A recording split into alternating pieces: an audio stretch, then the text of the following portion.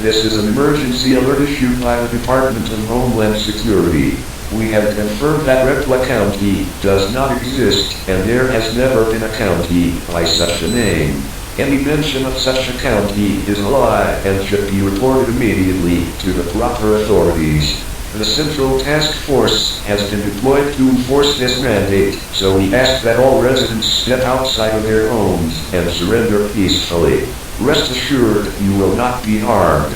Thank you, citizens, for your unwavering cooperation.